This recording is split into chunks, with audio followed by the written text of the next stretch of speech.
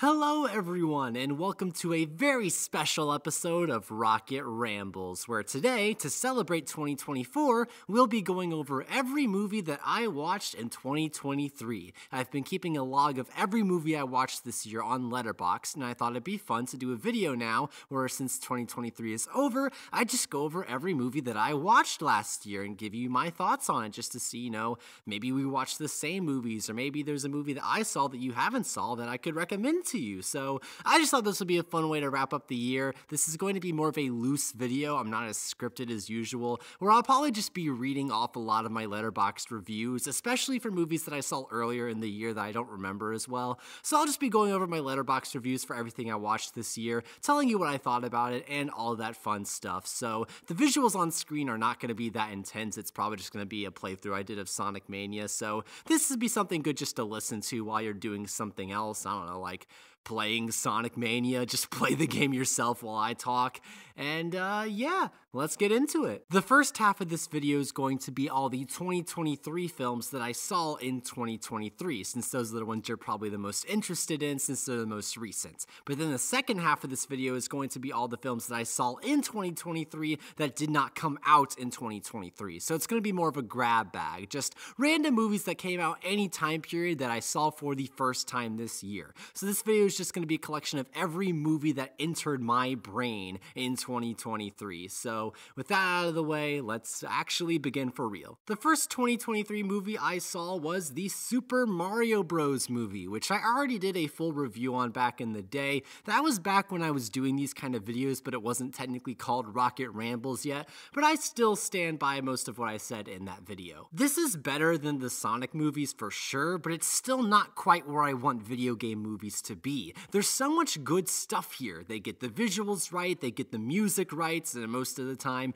they get the references right, and I think they get most of the voices kinda right, but there are just so many Illumination tropes that hold this back. The plot is rushed, there's no time for the characters to breathe or develop relationships, and they add so many annoying jokes and pop songs. The set pieces are cool, but there's no emotional weight to any of them. None of the characters have a real arc, or at least one that gets fleshed out well enough to be invested in. Sure, all the Mario stuff is fun, but there's no lasting impact. It's just an entertaining ride that I'll forget about in a week, and as of recording this, I did. I'm glad we finally have a true Mario movie, but I wish it was a better Mario movie. The good stuff is so good, but it's held back by all of the bad stuff. Make an identical movie where the good stuff is kept the same and the bad stuff is fixed up, and bam, you have a masterpiece. Honestly, if they just removed the pop songs and added another 10 minutes of developing characters and relationships, I would be in love with this movie.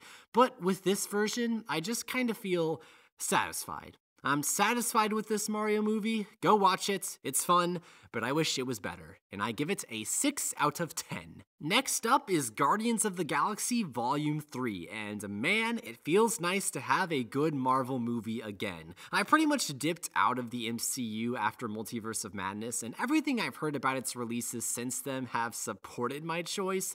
The only thing I have any excitement for was this, since the first movie is my favorite in the MCU, and I trusted James Gunn to give them a satisfying ending. This movie's a substantial improvement over the second one, in my opinion. It's more focused, it's more heartfelt, and more grand. The movie has the craziest villain out of all the films, and he seems more grounded than the stuff they did with Ego. The film wraps up the character arcs of all the main characters, finally giving Rocket a focus, and also wrapping up the leftovers of Peter, Gamora, and even Mantis, who might be one of my favorite characters in the MCU now thanks to this movie. She's so good. The movie did seem a bit overstuffed to me though. All these resolutions are strong and get enough time, but the film's juggling so many that only Rocket's arc felt truly fleshed out. Adam Warlock was pretty pointless to the overall story, even though I do appreciate the attempts to give him a sort of an arc. The film also goes in a much darker direction than the MCU's usual flair, which isn't a bad thing, but it could be considered tonally inconsistent with the rest of the universe.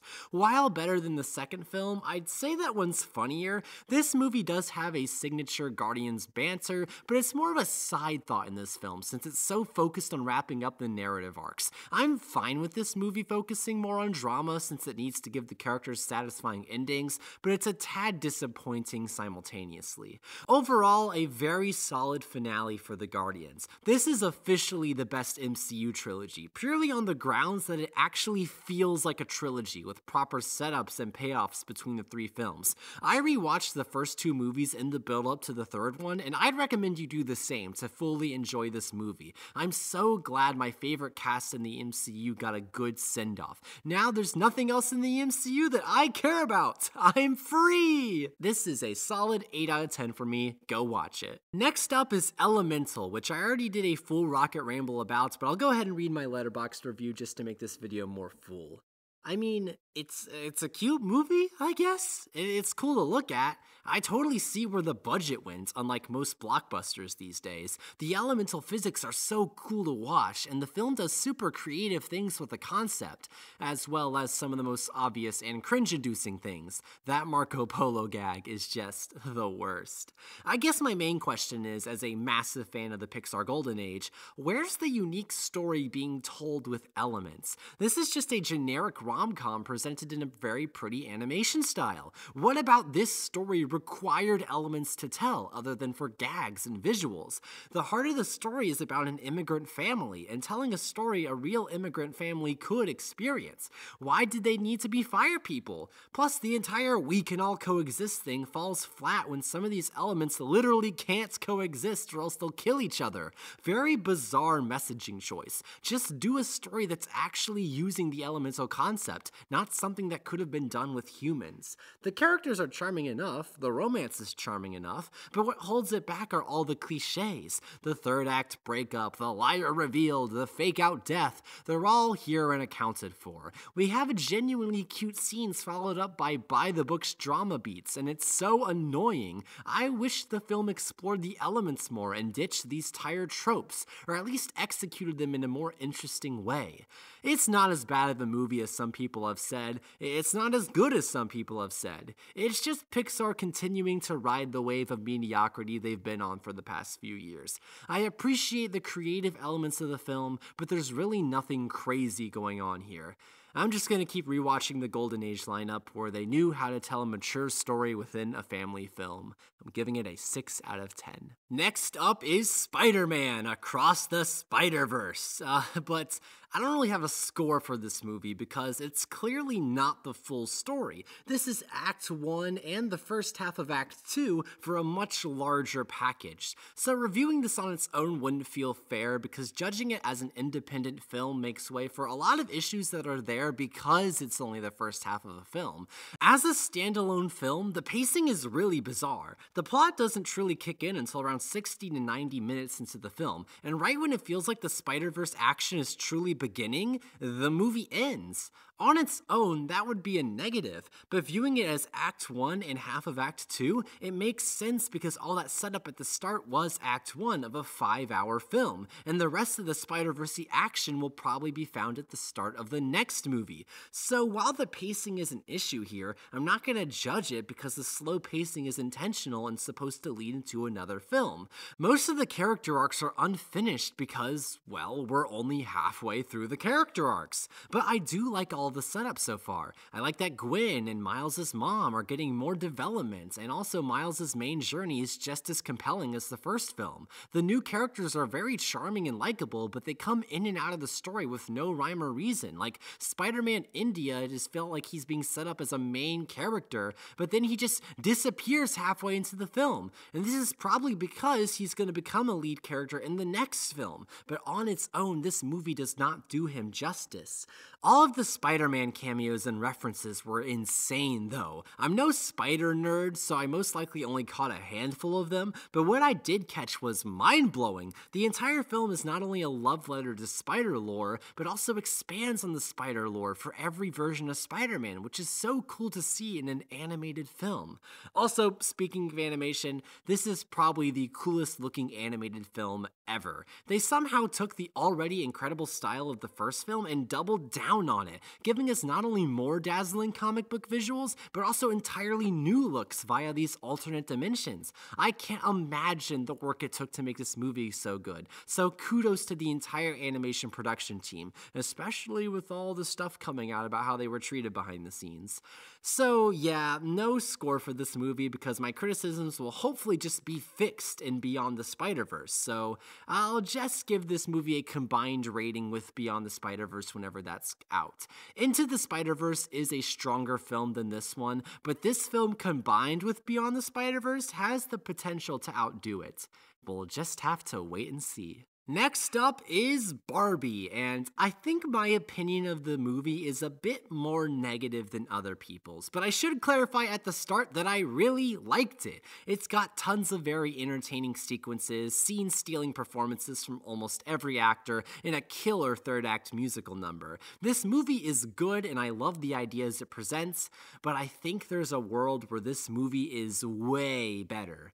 First point, this did not need to be a PG-13 film. There are only like 3 to 4 jokes and a few song lyrics that really give the movie that rating, and almost all of them could easily be edited out. I know the movie is intended for older audiences, but that doesn't change the fact that Barbie is a brand for kids, and a lot of parents are going to take their kids to this assuming it's safe for them, and it's not. I saw tons of kids in my screening, and you could blame the parents for taking them to a PG-13 movie, but I think the filmmakers also bear some responsibility for intentionally turning a safe for families brand into a more mature film. Second point, while I really enjoy what the film has to say about gender and the expectations/problems with the roles, I think it was going a bit too heavy-handed and buzzword focused. Going back to my earlier point, kids don't know what a patriarchy is. How can you properly educate them about these topics when you keep using such specific verbiage and long monologues written like college essays?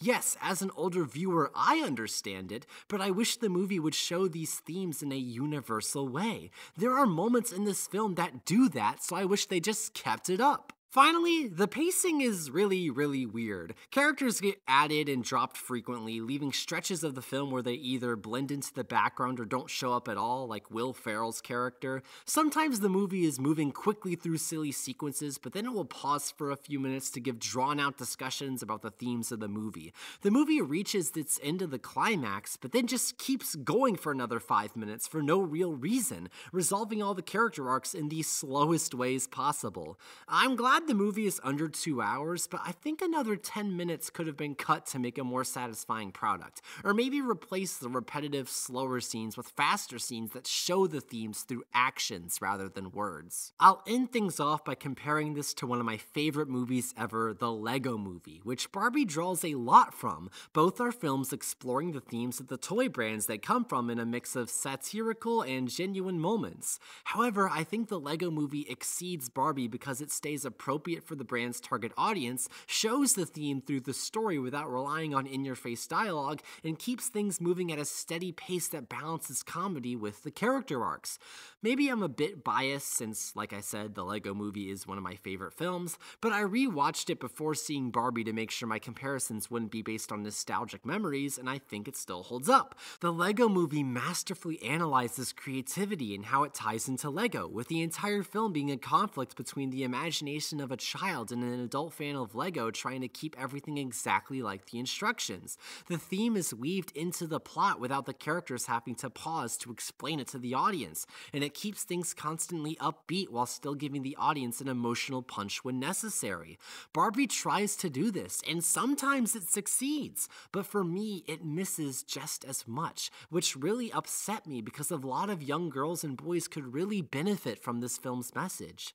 I know the majority of this review is negative, so I want to restate that I liked the film and would recommend it for everyone. I've had Dance the Night and I'm Just Kin on loop ever since I watched it, and I'm going to be thinking about this movie a lot over the next few weeks, and I have been thinking about it. This review was written, back when I saw the movie. I'm glad that we got this film, but I just wish that it was something else, and I'm giving it a 7 out of 10. Next up is Teenage Mutant Ninja Turtles Mutant Mayhem, which I also did a full Rocket Ramble on, the first one actually. The words said in this movie include sus, Riz, BTS, and Mark Ruffalo. This is my first encounter with the TMNT franchise, and it's a mixed first impression. The movie is a ticking time bomb of relevancy with how overdone the references to modern culture are. I get that they wanted to capture how teens talk, but you can do that without so heavily dating your movie. Spider-Verse accomplishes teen talk just fine without relying on a reference or hip word every 5 seconds.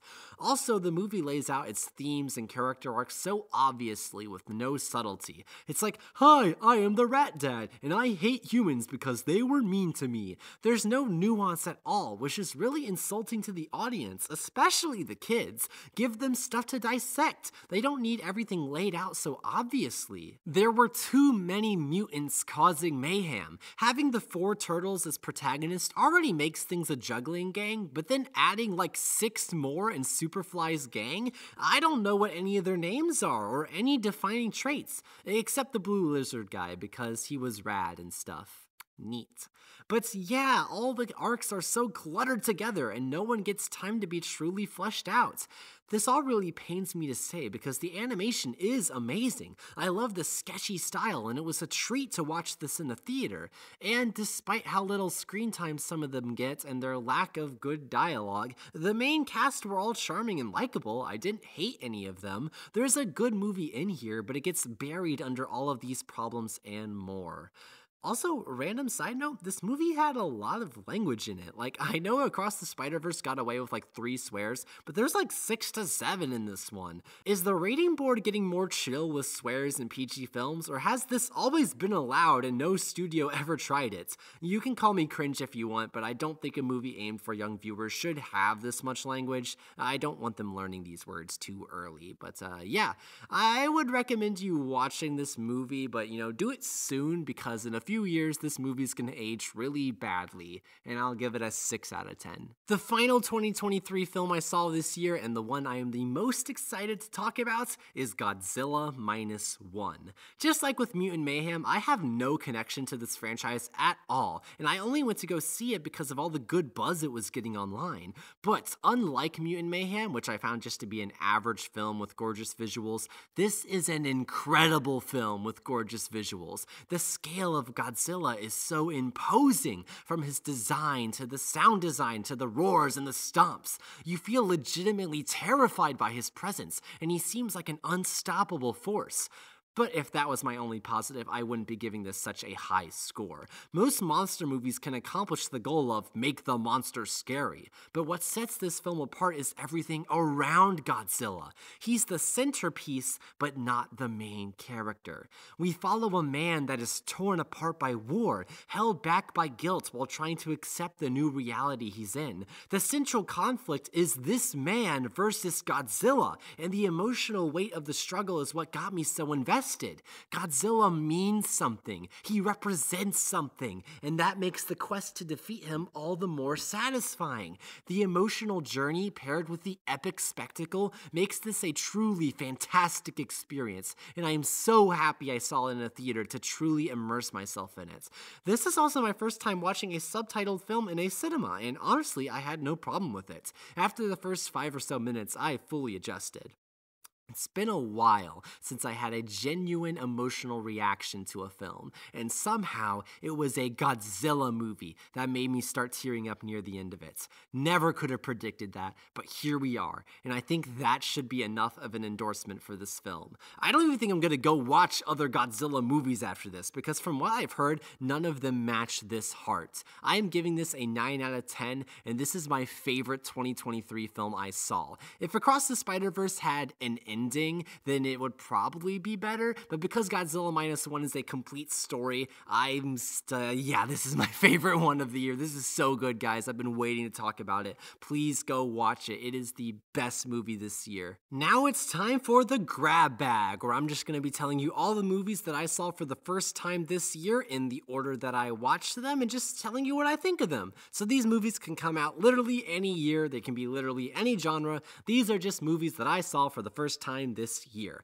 And we're starting with The Book of Life. This is a very charming film with a super unique art style that was a bit off-putting at first, but it grew on me quickly. It's a jukebox musical, but it doesn't feel like one with how gracefully the covers are implemented, unlike a movie like Strange Magic, which I watched in December 2022, so sadly, I can't talk about it. You can't hear me rant about that movie, I'm sorry.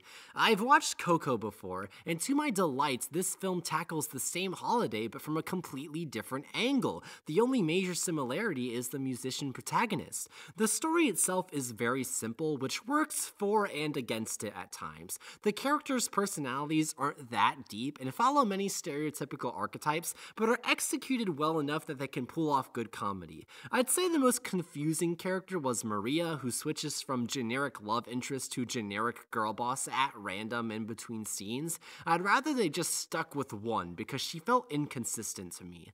But my biggest issue with the film was how muddy the plot and pacing get once we reach the land of the dead. Too many characters are introduced in too short of a time frame, and none of them get enough screen time to truly care about them. They also start rushing towards a lot of key events, leading to a climax not feeling as impactful as it should.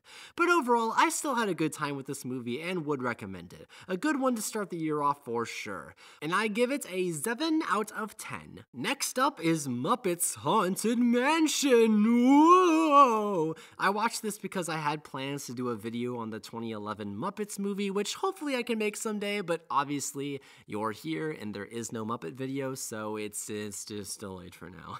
In preparation for that video, I just wanted to get caught up on what Disney was doing with the Muppets these days by watching this, and this is fine. It's nothing crazy. It's just a Halloween special with some Muppets charm thrown on it. I like the stuff with Gonzo and him realizing his fear. The scene in room 999 was pretty wholesome. The other Muppets are given fun, spooky makeovers, and all the human characters work fine. The main thing that annoyed me in this special, though, was Pepe. I've never been a big Pepe hater, but this special is him at his worst. All of his jokes are, "Hey, I like rich people," or "Hey, I like women," and they're never funny. In fact, there wasn't a lot here I'd actually call funny, aside from one or two lines. The songs are also just fine, typical spooky music that really doesn't do a lot to be unique. It's got the classic Disney Plus budget syndrome with rough CGI that's way too overused. Even the Muppets feel cheap. There were a few scenes where I could see the sticks going into their hands, which is typically edited out.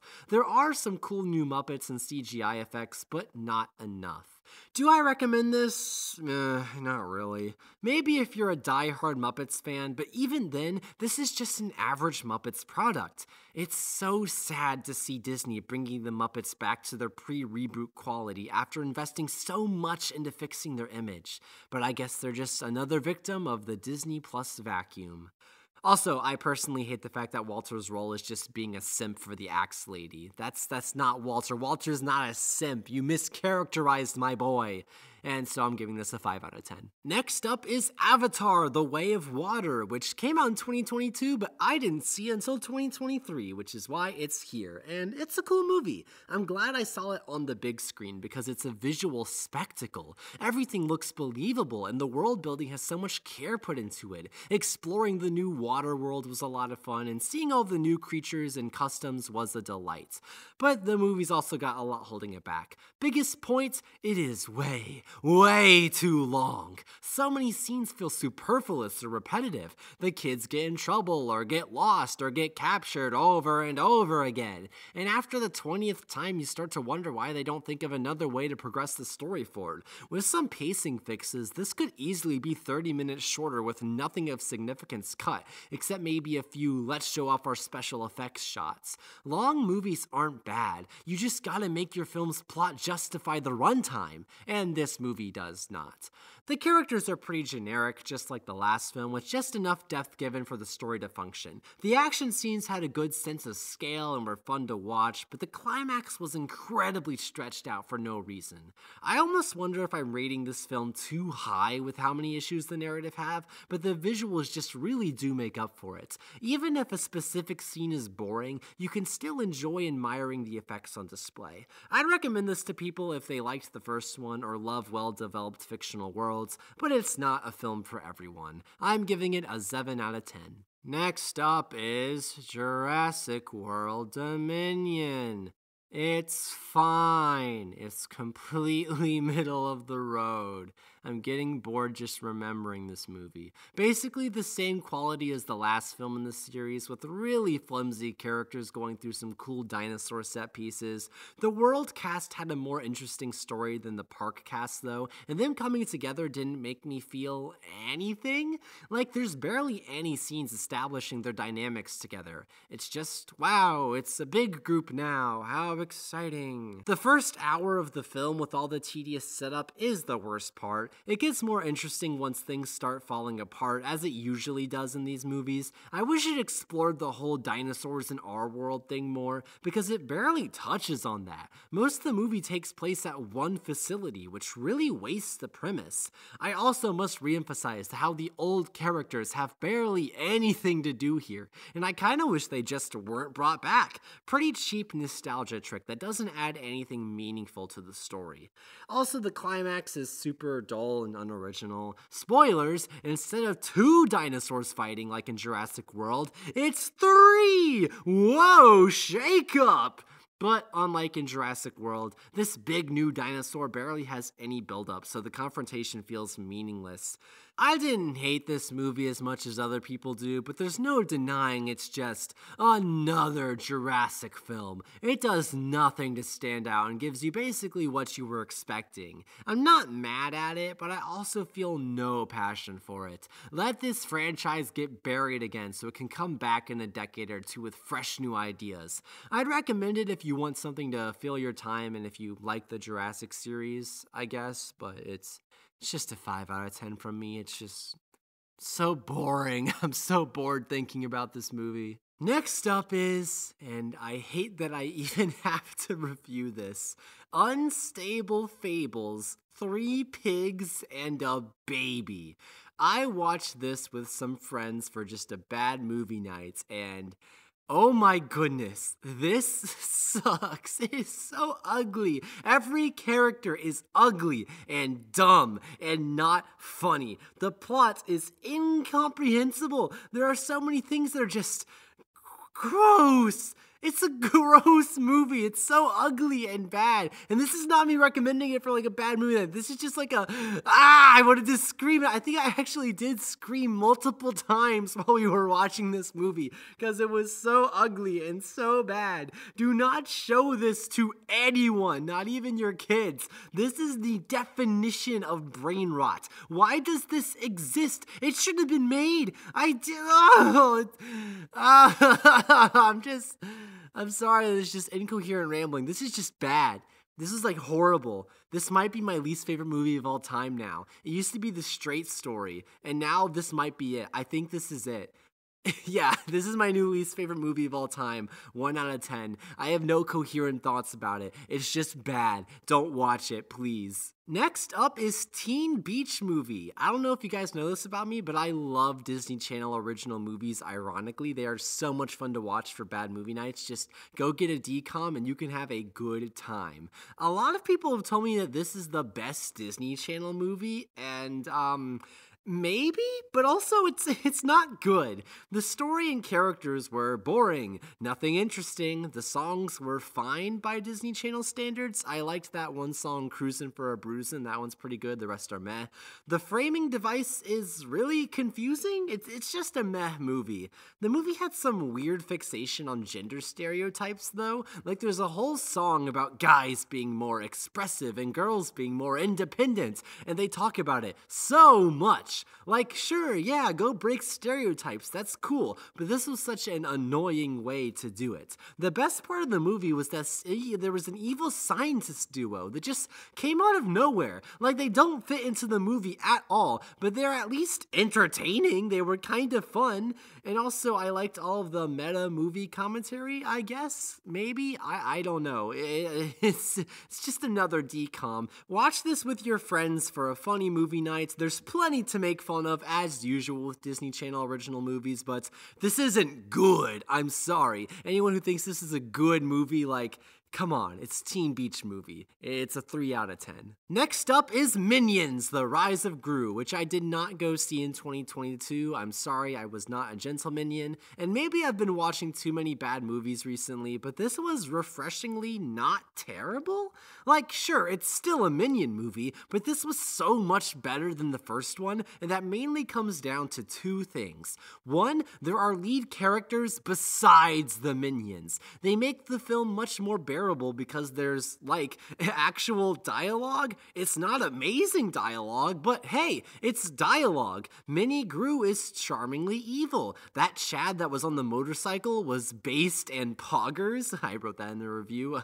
And the nun was absurd to a good level. And number two, they leaned more into the Minions being cute rather than annoying. Otto was actually really endearing, and it was sweet seeing him redeem himself. The iconic trio of Kevin, Stuart, and Bob get up to some more amusing antics, and they're much more enjoyable now that they're in short bursts rather than the entire runtime. Is the plot good?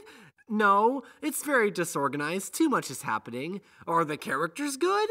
Not really, but you don't watch a Minion movie for that stuff. You watch it for goofy fun, and unlike the first film, this actually delivers. Surprisingly, I'd recommend this if you're in the mood for a Gruin time. There's plenty of references for hardcore Despicable Me fans as well, including one reference that actually breaks the timeline, but we'll ignore that one. 6 out of 10.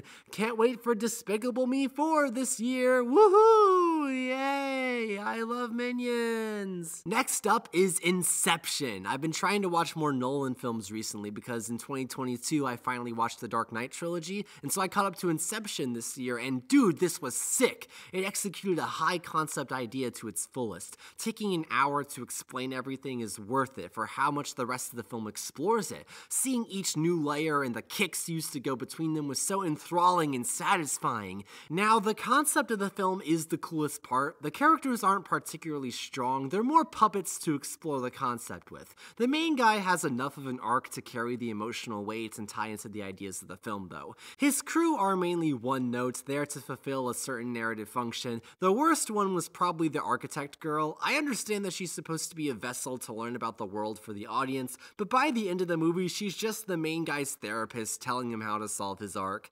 Yeah, I don't really have a lot else to say. It's just a super cool action film with an intriguing premise. Wish we got more big budget films this original these days, and I'm giving it an 8 out of 10. Next up is The Great Gatsby. I don't know why there were 2 Leonardo DiCaprio films in a row, but that's just what happened, and this film was a lot. As someone who had to read the book for school and actually enjoyed it, I think this is a serviceable retelling of it. I've never seen a movie by this director before, and his presentation of the story is so bombastic, and I think I liked it. It's a bit much at times, but other times it's pretty effective and can result in some cool shots and transitions most movies wouldn't allow for. But my biggest complaints were the rap songs. What were they thinking? Completely ruined every scene they played in. Not time period accurate at all and added nothing narratively. They could have played some cool jazz music instead. That would have been time period accurate and given us a cool jazz score. I want more jazz scores. I need more to add to my La La Land and Whiplash playlists. The second half of the film improves a lot over the first, mainly due to the lack of the rap music scenes. All the themes of the book are accounted for here, and they're still very compelling. All the actors give fantastic performances. I love seeing Tobey Maguire in a role besides Peter Parker and nailing it. I'd recommend the movie overall, but I don't think this is the best adaptation of the story possible. With a different director and no rap songs, I think there's potential for an even better Gatsby film. Maybe someday, but for now, this'll do, I suppose. 7 out of 10. Next up is Lupin III, the First. I've never seen anything from the Lupin franchise before, so perhaps part of why my score for this movie is a bit low is due to my unfamiliarity with the franchise. The main reason I watched it was for the animation, which I'd seen clips of online and looked stellar. And yeah, visually this movie is amazing. I love how bouncy everything is, and it's such a unique look that I'd love to see in America American animation studio try.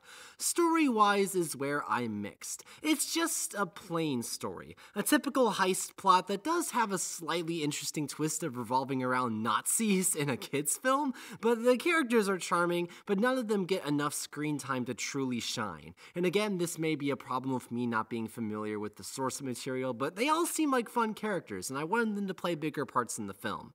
There's also some weird pacing choices. The action scenes are amazing, but always seem too short, and then some of the dialogue and exposition scenes lasted for way too long and linger on shots for strange amounts of time. I thought at first that this was a problem with the dubbed version, so I actually switched to the Japanese version of the film 10 minutes in, which helped a bit, but not completely with this problem. Overall, it's a charming little film. I recommend you watch it for the visuals alone, but everything else is solid enough to keep you entertained. Maybe one day I'll dig deeper into this franchise because it's caught my interest, and I'm giving it a 6 out of 10. Next up is The Princess Bride. Yeah, I haven't seen it before. Apparently it's a classic that everyone grew up with, but I just now got around to it. This is a charming little movie. It's simple fun. I've heard so much about it over the years, so it was nice seeing the origins of so many iconic meme lines that I've heard. I don't really have any major complaints with it. It's just entertaining and worth watching.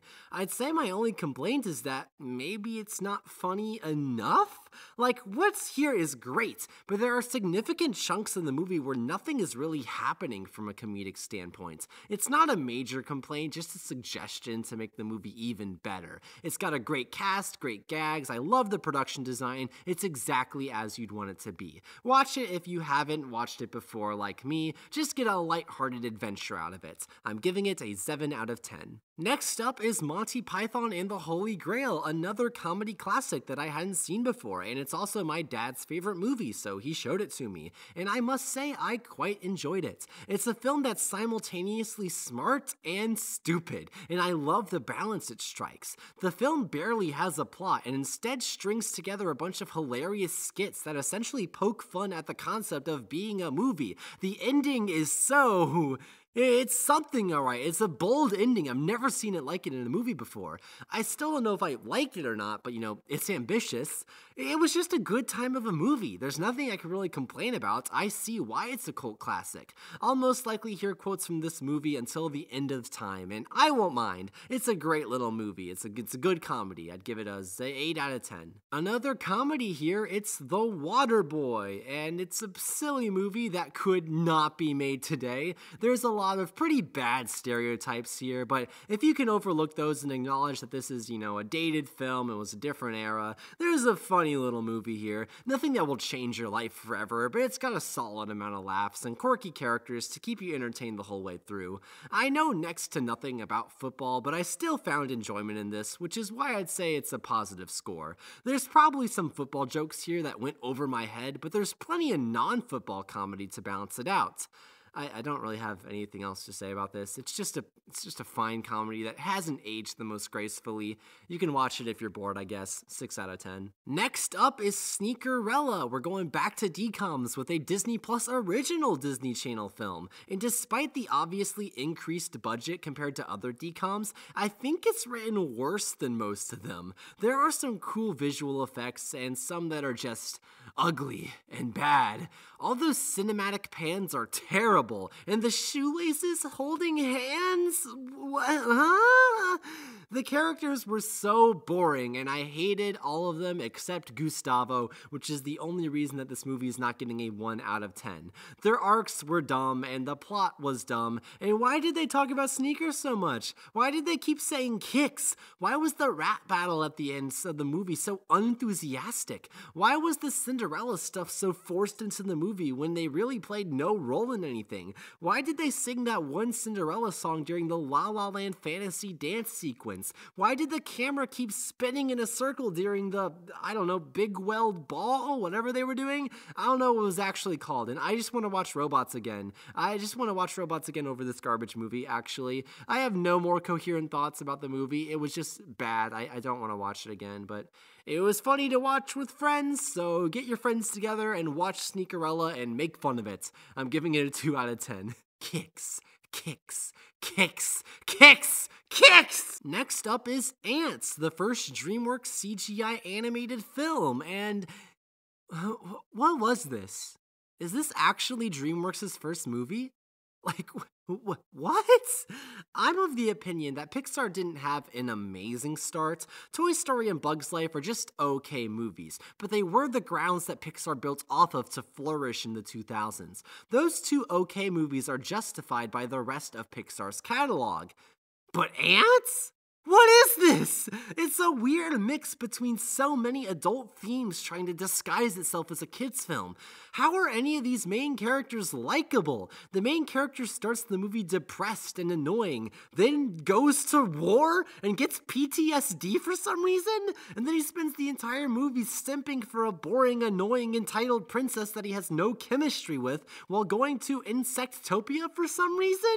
What was the plot structure of this movie? How did the main characters grow? What is happening? And all the attempts at being mature just felt off to me. Like, why is there so much swearing and innuendo here? What was the point? To make the adults laugh? You can do that without those things, right?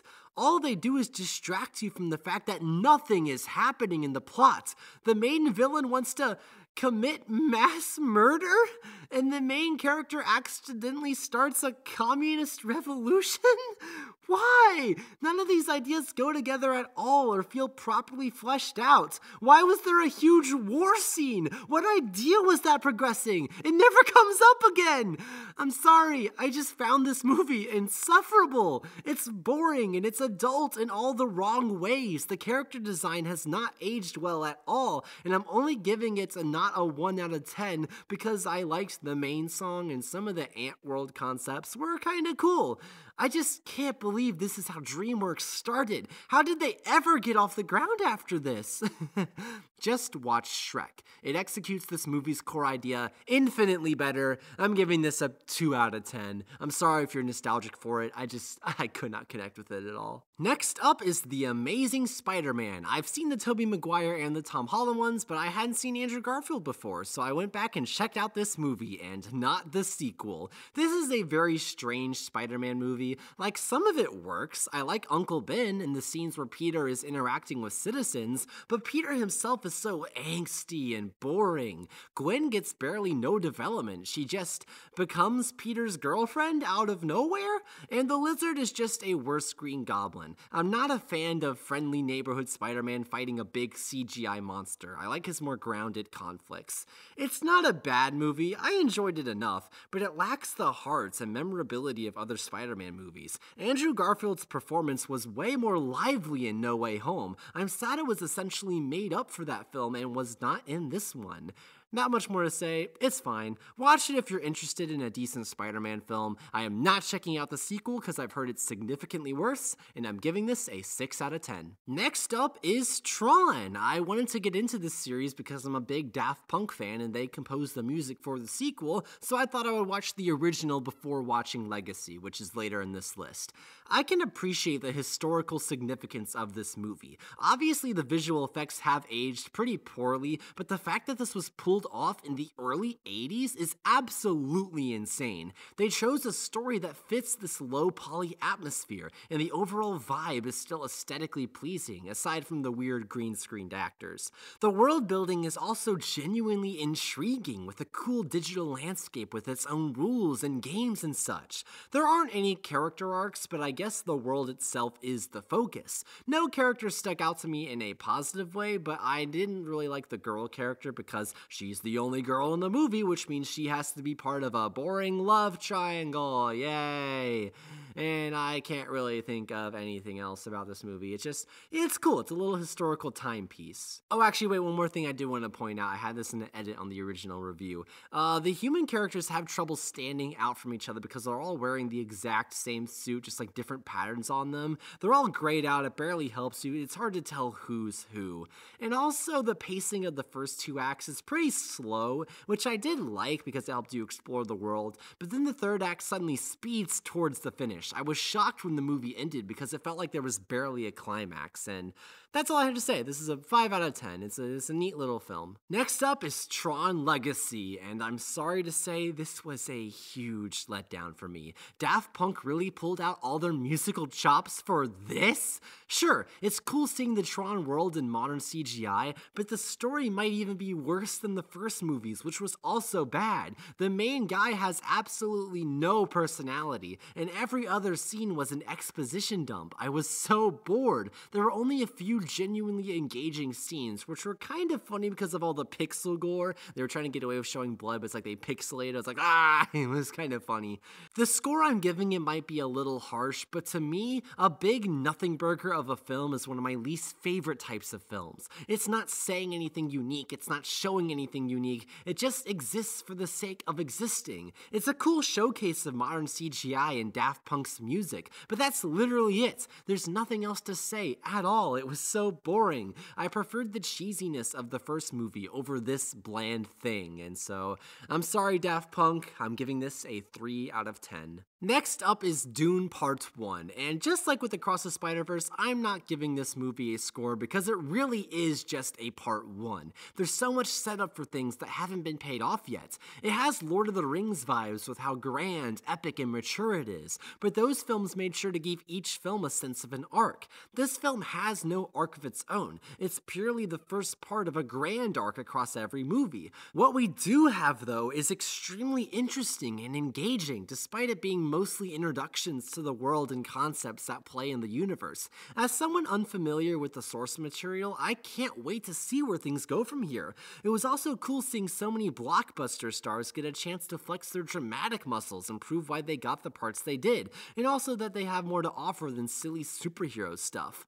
I'll give this movie a more confident recommendation once the entire series is done, but for now, it's just a cool Part 1. Watch it so you can go watch the second part in theaters, because I'm so pumped to see those beautiful visuals on a big screen. I'm going to see Dune Part 2 this year. You can expect to see it on this list again if I do this next year to review all my 2024 films. So yeah, it's good. No score. Next up is Pee-wee's Big Adventure, and I have no idea how to review this because the plot's insane. It's an insane maniac that just wants to get his bike back. That's the plot. He wants his bike, so he goes and gets the bike. That's it. But it's a super fun movie. I loved seeing this goofball go around to meet other goofballs. It's a delight. And the lack of forward momentum doesn't really matter when what's on screen is always entertaining. I can't realistically rate this that high because it's not doing anything groundbreaking. I prefer comedies like Monty Python, which to me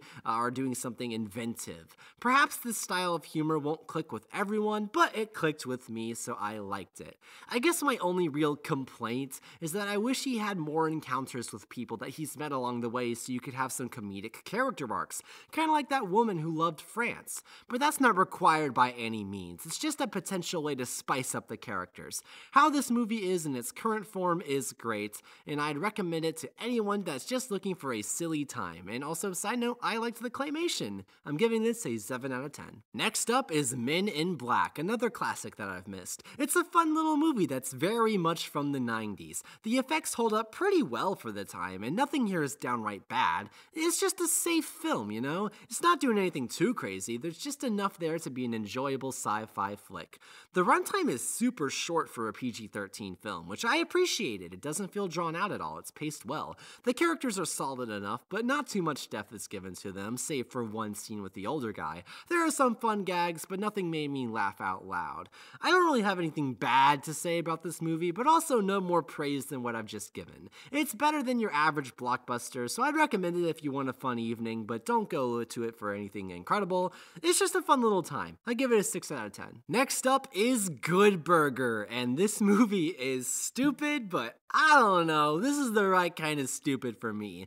Ed is a cinematic icon. He was legitimately funny most of the time, and the plot is max absurd in the best way. Dexter's not the greatest co-lead, probably because I've used one or two more likable traits, but seeing him bond with Ed is still wholesome. I can't realistically give this such a higher score because it's here just to be dumb fun, but it's good dumb fun. I could never predict what would happen next and was always entertained by whatever crazy direction they took things in. I can't wait to go to good burger someday and meet Ed. I'm giving this a 7 out of 10. Next up is Hoodwinked, another classic I've missed out on, and this is a weird case because I think the movie is objectively bad, but it's also incredibly charming. Like, this is clearly just a low-budget Shrek ripoff, but it actually offers a few original ideas and a genuinely creative premise. I never got emotionally invested in any of the characters, but I was always interested to see how insane the story would get. The worst scene of the movie by far is the Red and Granny third act breakup because, come on, I'm not taking any of this seriously. And I guess I should go ahead and say that, yeah, the character design is ugly, the animation is super stiff, and the expressions are either non-existent or the most horrifying faces you can imagine. You eventually get over it and accept that that's just a quirk of the movie, but yeah, even for the time period, this movie looks bad. The musical number with the axe guy and the kids was especially hideous. I audibly screamed at that part. Also, the soundtrack has no idea what it wants to be. It wants to be like Shrek with modern pop songs, but also there's some real musical stuff with characters singing and dancing. You can't have both. The whole point of Shrek was to go away from Disney tropes, but this is a weird blend of the two. So while there's a lot here to criticize, and I can't say I'd ever want to rewatch it, I do see the charm. There's a lot of funny twists and turns, and if you grew up with this movie, I can totally see why you'd have a nostalgia connection to it. I probably just saw this too late in my life to truly enjoy it, but that's okay, because I have robots to blindly love with nostalgia, and I'm giving this a 4 out of 10, but don't be sad, Hoodwinked fans, I did enjoy it. You want to know a movie I didn't enjoy? Zoom, 2006. The things I liked in this movie. Mr. Pibb, because he didn't talk and he had a funny name. That is it. I hated everything else in this movie. Oh my goodness, how did this get a theatrical release? What an unbearable mess of a film. Why would you ever show this to children? Why would you ever show your child a movie with a kid inflating his butt and Tim Allen making a lot of weirdly offensive jokes? What is this? Tim Allen's character was a terrible protagonist. He was unlikable for the entire film. He hated the kids and then magically started liking them for some reason. If you want to write a character that stops being grumpy because of the influence of kids, watch Despicable Me, the movie with the Minions. That did it better than this. None of the kids were charming except maybe the little girl sometimes. They were all boring and useless and had too many training montages. And they tortured that one scientist guy in the environmental chamber for no reason. Huh? What was that about? The nerd scientist girl that simps for Tim Allen was annoying. I did not care about her romance. I also did not care for the romance between the two teens. Neither relationship had any development. Why did they have a scene where they all had romantic dances? Why are we wasting our time with this? The main villain of the movie doesn't show up until 10 minutes before the movie ends. He beats up Tim Allen for a bit and then gets beat up by children. What a horrible villain. We trained the whole movie for this guy? Really? Why did this movie have transition scenes like a television show? This is a movie. Stop editing it like a TV show. And why were there so many 2000s pop songs? Please stop. Why did they do a sad montage? I do not care. This movie does have some funny bad moments, but overall, man, how was this released? I can't think of anything redeemable here. This is easily one of the worst theatrically released films I've ever seen. 1 out of 10. But hey, it's better than 3 pigs and a baby, so I'll give it that. Good job, Zoom. Next up is Remember the Titans, which I watched with a friend because they had to watch it for school. I have absolutely no investment in football as a sport, but this was a good watch. Crazy to think that this happened like 50 years ago. Culture changes quickly. It's kind of scary. But yeah, pretty good biopic. It follows the typical formula of a biopic, but it executes that formula well. The beginning is a tad rushed, but I get that they're trying to get to the interesting stuff as quick as possible. I like the dynamics between the coaches, and the players slowly learning to respect each other was great. However, I wish some more time was spent at the training camp to show off more bonding moments. Also, Ryan Gosling is in this? Huh? I had no idea he was in this, but apparently it was one of his first film roles. He's basically just a background character, but it's so funny that all of his moments focus on him singing and dancing. He's been building up the Kinergy this whole time. So yeah, good stuff here. Probably would click with it more if I was into football, but regardless, I enjoyed it and appreciated its dedication to the cultural time period it was trying to represent. 7 out of 10. Oh, I'm excited to talk about this one. Up next is Space Jam: A New Legacy. I have been waiting 2 years to watch this movie, and finally, it dropped on Hulu. It delivered me exactly what I wanted. One of the worst movies I've ever seen. But like, in a good way. I love this movie. It's so bad. I love it. This movie is designed to put LeBron James and Warner Bros. On a pedestal, praising them as the most epic things to ever exist. Also, the Looney Tunes are there sometimes. It's a CGI mess, with every shot so overloaded with colors and characters that I could barely tell what was going on. It's absolutely horrendous, and I loved every second of it! LeBron James cannot act, which makes him the most entertaining character of the entire film. Every line of dialogue is delivered with no enthusiasm and the exact same tone, and when he's being paired up against actual actors, it's so funny seeing him have no idea how to bounce off them. I don't blame him, he's a basketball player after all, not an actor, but why did they think having him carry an emotional arc would work? The Looney Tunes are barely in this movie, and whenever they are, they barely do anything. Warner Bros. Seems way more focused on pushing their relevant, trendy franchises, rather than the one that's supposed to be the focus of the movie. I watched this the same day as the complete shelving of Coyote vs. Acme for a tax write-off, which really drove home how little they cared about this legacy IP, which is a shame because their loony moments were some of the only charming parts of the film.